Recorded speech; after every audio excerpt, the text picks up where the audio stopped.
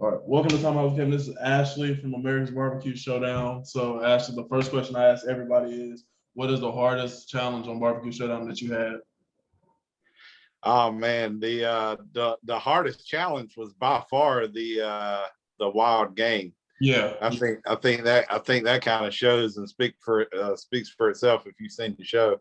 mm, Um, it was tough, man. I haven't really experienced much outside of like deer and stuff like that in the wild game and cooking it myself. So right, especially alligator is like way different. You know what I mean? right. Like it was confusing me. Like, do you treat it like seafood? Do you treat it like chicken? It's kind of a white meat. Yeah, It totally threw me off. So right. so definitely that episode I'd say is Yeah, the hardest challenge. I feel you. So, who taught you how to barbecue? So man, I'm from the South, and where are you from? Oklahoma. Oklahoma, yeah. So you're kind of in that barbecue Yeah, realm, you know what I mean? Kind of southeastern United States, Kansas City, over into Texas, Oklahoma, stuff like that. So I'm from North Carolina. We're known for pork. It's kind of like what we do. We've got pork farms everywhere. yeah, It's what our state's known for, and that's what our barbecue's known for. So we're kind of a whole hog type deal. yeah. Like when you go to the restaurants that have been in our state forever, it's kind of like what you get is whole hog, Right. and that's kind of where I started. I grew up and went to church. We had functions, about once a quarter or so every, after church and stuff like that. Everybody stays and brings like side dishes. You cook the whole hog. And that's the same way with like family functions, family reunions, and stuff like that. Mm, Um, we call them pig pickings. That's what we call them in North Carolina, is pig pickings. And that's kind of where I started, young age. Kind of got into it. Uh, Watch grandpa and all the older old gentlemen, that always prepared the hog, and everybody was always so excited about it. Whenever that was done, that was yeah, like the highlight. yeah, So I got involved in it. I wanted to learn how to do it myself, and kind of the tradition behind it and stuff like that. yeah. And it's kind of where it all started for me. And then I got more interested in cooking with wood, charcoal, which led into other cuts of meat. Pork Mm, butts, briskets, ribs, yeah. chicken, stuff like that. So that's kind of the long story short on how I got involved in Yeah. barbecue. What's one of like your favorite meats to cook? What you would say? One of my favorites is always brisket. Yeah. I love cooking briskets. They were the most challenging to learn at first, Mm, and definitely, once you kind of learn the ways of cooking a brisket, it's my favorite barbecue yeah. to eat. Yeah. So in turn, it's kind of like my favorite to cook. Right. I love cooking brisket. Right. So, what does North Carolina mean to you in a couple words? Man, I tell people like all the time, North Carolina, you think of three things. You got NASCAR, you got basketball, and you got barbecue. Yeah. That's like the three things that our state's known for. You know what I mean? Yeah. Of course, NASCAR, it's like the home Charlotte. It's big time here. But then you got basketball. You got Carolina and Duke, ACC. I'm an NC State fan, so I don't have a dog in the fight. Right. But biggest sports rivalries around and stuff like that. And then you think barbecue. Like I said, there's it's kind of like what our state's known for, and there's restaurants that have been here forever that date back that still have the same pits Right. that were used back in the early 1900s or whenever they may have been established. So that's kind of three things that sums up North Carolina Yeah. in a pretty good realm of things. So Yeah. Yeah. what So, how did they reach out to you for the American Barbecue Showdown? How did Yeah, that like all come about? man, it just Instagram, really, like Oh Instagram and wow. Facebook. Yeah, like I got a phone call at work one day, and it was Los Angeles, California, some random number, and the lady on the other end just says, "Hey, look, we came across you, saw some pictures, see you like the barbecue, your food looks great. Um, would you be interested in applying to be on a television show with barbecue?" And I thought it was a joke, you know what I mean? Like, no way, that's real. Like, Right, that doesn't right, right. happen. You know what I mean? That no way. So I agreed to give her an email address. She sends over an email. I kind of verified it, did some Google searching, and found out that they're real. Mm. And if they weren't real, they put on a pretty good front Yeah, on it yeah, yeah. online. So, Seriously. you know what I mean? So I filled it out, and you know, when she called me, she said, "No way um, can I tell you that you'll ever be on a TV show, but we just saw it and thought you'd be a good fit. We're Right. trying to find some people to be interested." So yeah, long story short, you know, I ended up being selected to go on the show. So I tell people all the time, like, if you've got something that you're passionate about, you know, it doesn't have to be just barbecue, but Right. you know, if you got something you're passionate about in life, man, throw it out there, because Right. today, the way the world works, you never know who's going to come across it and see Right. it, Seriously. and Yeah. it can change your life. You know what I Seriously. mean? Yep. So, what was some of your biggest takeaways from the show?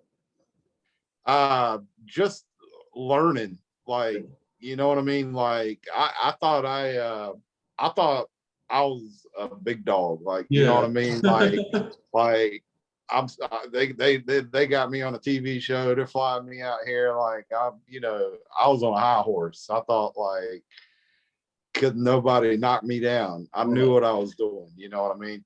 And when I got out there and kind of realized what the show was all about, which was totally different than what I was thinking it was going to be. Right.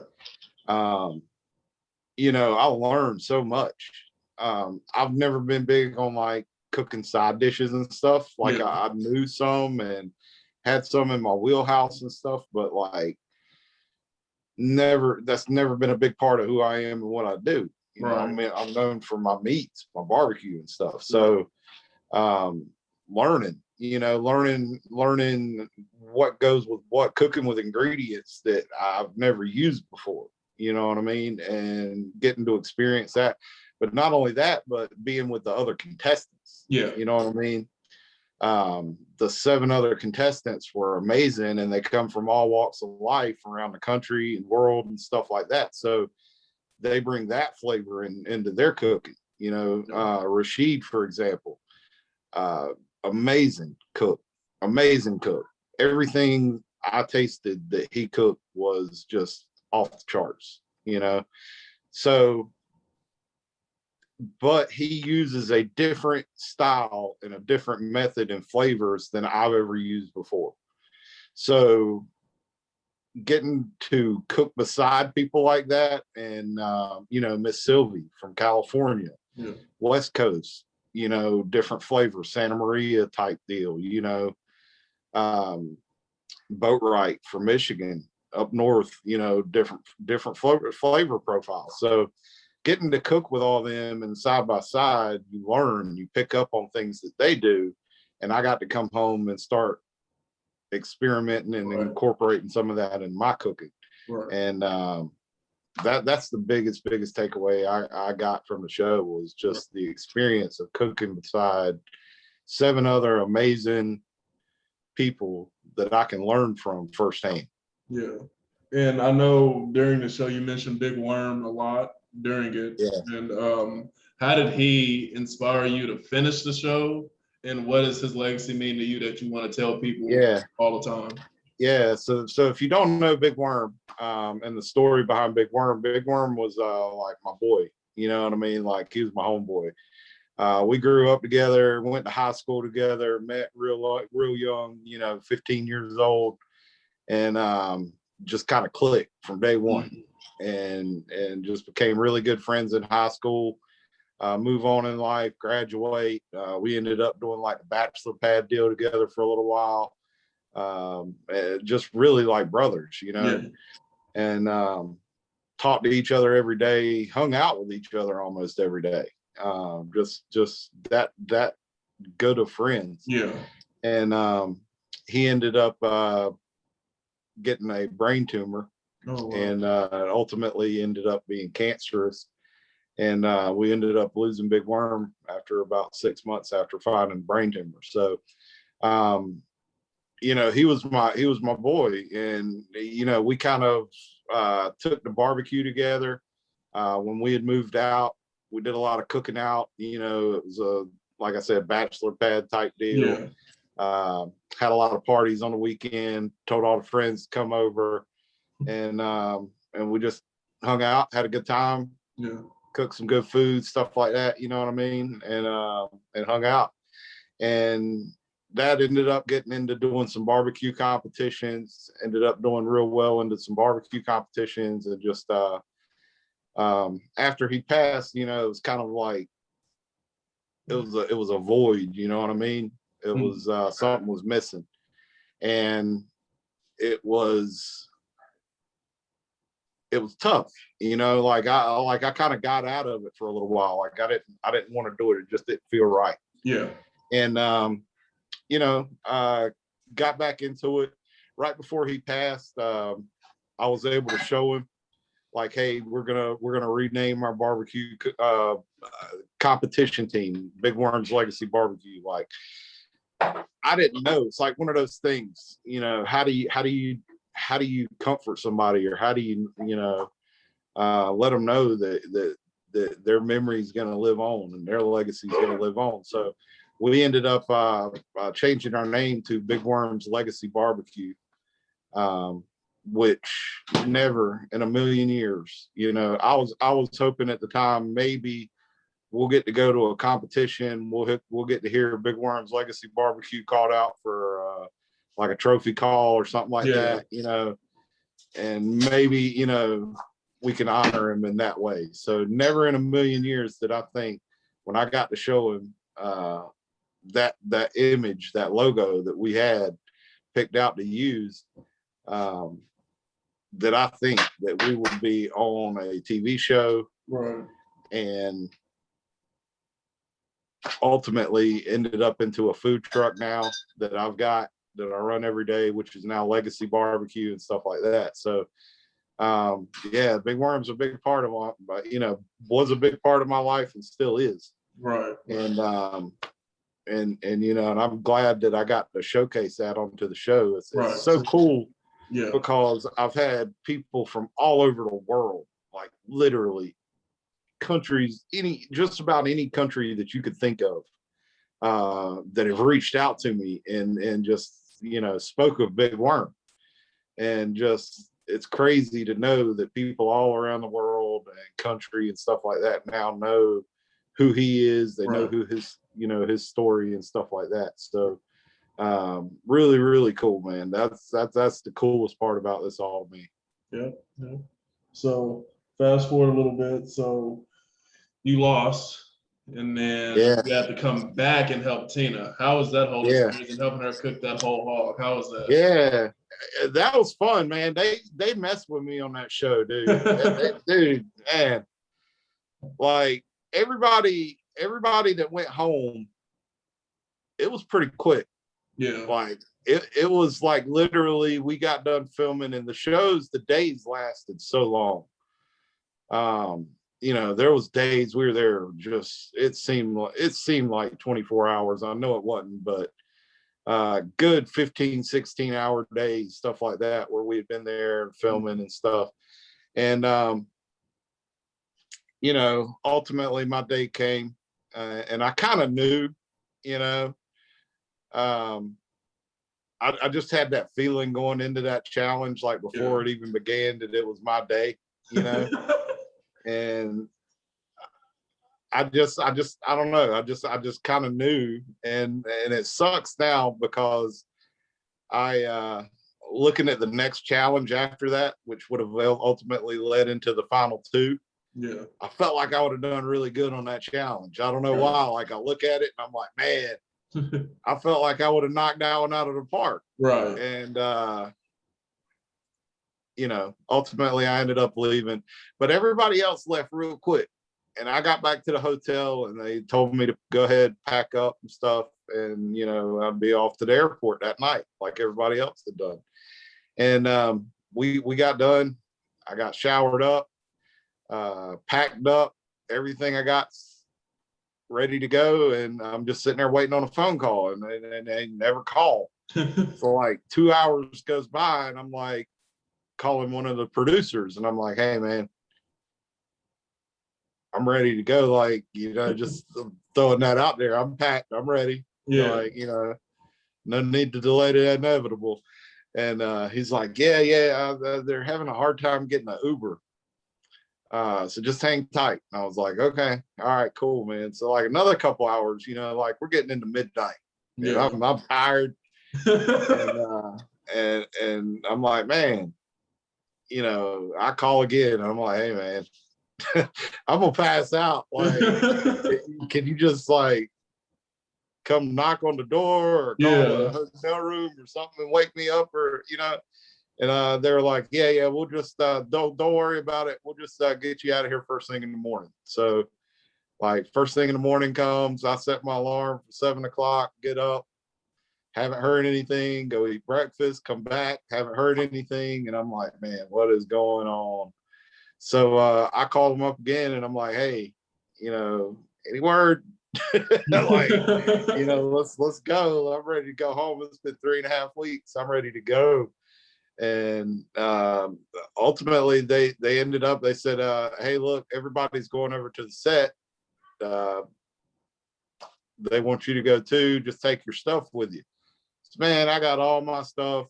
I take it down to the lobby, throw it in this van, head over to the set, and they tell me I'm going to fly out from, you know, leave from the set.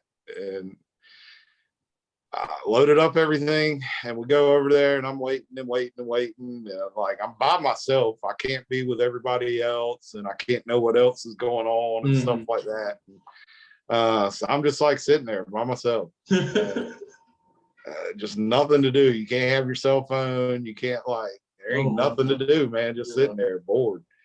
And like all day goes by. And finally they come up and they said, hey, they're having a meeting for the cast, which was pretty typical before every episode, stuff like that. So they kind of, I'm sitting there, and at this point I'd met up with them and we were talking, oh, what are you still doing here and this and that.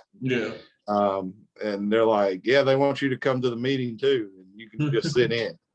And I'm like, man, what is up? So I go and we sit in the meeting, and they start talking about the next episode and this and that. And long story short, they drug me on for 2 days. Oh wow, yeah.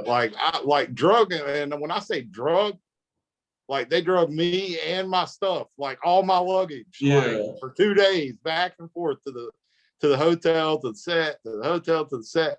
And then finally, like the day 2 that night, they come in and they're like, so just to let you know, you're going to be on the last episode. Like that's why we hadn't been able to tell you, like, sorry about having to run you around with all your stuff, but it was the only way we could like think of to try to put it off for a couple of days that you're going to be on the last episode. And I'm like, man, come on.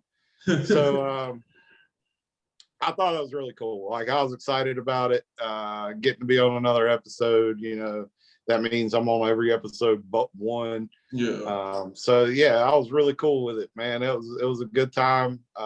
It was whole hog. It was something I was really accustomed to. Like I felt like I got to help Tina, give her a kind of leg up in that challenge by having some experience, because neither her or Rasheed had ever cooked one before. So I had a little bit of experience with it, and kind of was able to tell her what I would do, and I'll let her run with her method of how she wanted to do it. It was her challenge. It was hers to win. But yeah, I was super cool to be able to come back and help her. Right. That was fun. So, were there any like judges that you were kind of like scared of before going? Yeah, for sure. Like, we didn't know the judges, like, until when they walked out that first time. That's when we knew who the judges were. Wow. Like, yeah, like it wasn't like we were getting to meet that day and say, Right. That's why I here's figured your that judges, happened. you get to meet them or whatever. Like, no, we really didn't know. And it was funny because while we were on set, they've got, you see this little portion of this barn, and it's like this massive property. There's probably 200 cars parked out in this field that are all people there working, behind the scenes. And they've got trailers and dressing rooms and everything, like, set up all out in this field. And they had this one area that they wouldn't let us go. And we figured out that was the judge's dressing room, and it had their names on the doors. So they weren't letting us by there. And they were really, really close to the bathrooms. So like we were all day taking turns trying to like sneak to the bathroom. Like, when I say like sneak, they're so secretive behind the scenes. Like, if I had to go to the restroom or take a break or something like that, I got to get a production assistant to walk with me to the restroom. Oh my and then gosh. They stand outside. You do your thing, and then you come back out, and then they walk with you back. Like, anywhere you go, they go. And that goes for back at the hotel. You got to go to the store next door. You got to call them up, say, hey, look, I'm going to the store next door. They say, meet you down in the lobby, and they walk with you. So yeah, it's tight. It's tight. We ended up calling them correctional officers. Yeah. That was our like little inside joke with them, like our correctional officers. Seriously. Walking us everywhere we go. So, but we would try to sneak to the bathroom and like try to catch a glimpse, like Reed, and real quick, like, and we figured out a couple of them. And I think it was Miss Tina came back, and she was like, I saw one of them. It's Cookston. It's Melissa. It's got to be Melissa Cookston. So yeah, that she was the most intimidating to me. Like, I had seen her in some other barbecue shows, you know what I mean? Yeah. And not only that, but being in from competitive barbecue, I knew who she was from how much she's won.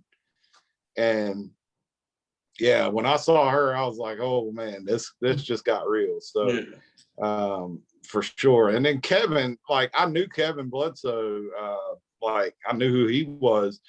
I wouldn't say he was more intimidating. Obviously, yeah, it is intimidating having somebody of their caliber is going to judge your food. But Melissa was by far I just knew how critical she was. I've seen her judge before. Yeah. And I knew she was going to be a tough one. So, So, all right, the bonus questions. So I have 3 of them. So the first one is, what is the most wildest food you've ever cooked? Man, that alligator, y'all saw it on TV. That's the craziest thing I've ever cooked. Just because of what it was, being alligator, and then 2, the fact that it was, you get to see it, and it was like the first time. It would be different, like, you know what I mean? Yeah. If you come out, like, say you come over to the house and you're like, look, man, I just scored this alligator meat. we're gonna do it up. You know what I mean? Yeah. And we get on our phones or whatever, and you start Googling and you look at some YouTube, and you say, all right, this is how we're gonna do it. You don't have that. You know what I mean? It's like, here it is. You got to use what's in your brain to try to figure out how to make this thing good. Right. And that's cool, man, that everybody gets to see it. I know I struggle with it and stuff like that, but that's cool that people get to see that firsthand. Right. But that's the craziest thing I've ever cooked. Other than that, maybe rabbit. I have cooked like a whole rabbit before. But I had never gotten crazy with the exotic stuff. Yeah. And second one is favorite thing to eat outside of barbecue. Favorite thing to eat outside of barbecue? Yeah. Man, I'm a pizza guy. Yeah, me too. I love pizza. I love it, dude. I love pizza. Matter of fact, I had a slice of pizza today. I love pizza too. Okay, this is the one I really wanted to know. How did you like meet Terry Crews? So look, check it out. Me and Rasheed really hit it off. Yeah. Like when we went on the show, everybody, all the cast members did. Like we were all really tight from day one. And it was just one of those things where like me and Rasheed kind of hit it off. He was a younger guy. I was a little older than he was, but we just kind of hit it off. You know, he was really well-spoken. I loved his background. Football was on like the first night. We wanted to sit there and watch the game. We were the ones that were like, yes, put the game on. Yeah. So you know, we just kind of clicked. And throughout our time being together on the show, we just kind of got closer and closer to the point where we were really kind of forming a good friendship and everything. So after the show, we definitely stayed in touch, talked almost on a daily basis and stuff like that.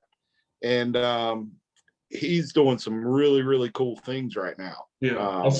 He's really blown up, and I'm super proud of him. Like, you know, got some crazy good deals going on. He's going to be the next superstar. I have no doubt in my mind. And he was actually out in Los Angeles doing some filming with a company called Meter, who is a really cool company. They make wireless thermometers for grilling and smoking that are super cool. Hook right up to your phone. And lo and behold, Terry Crews was a fan of the show, was a fan of Rasheed, saw that he was in Los Angeles, tracked him down to where he was, and just showed up. And I'm sitting out on my front porch. I just got done off of our food truck for the day, and just kind of came in and was sitting out on my front porch, getting some social media stuff done, checking some emails, and I get a FaceTime.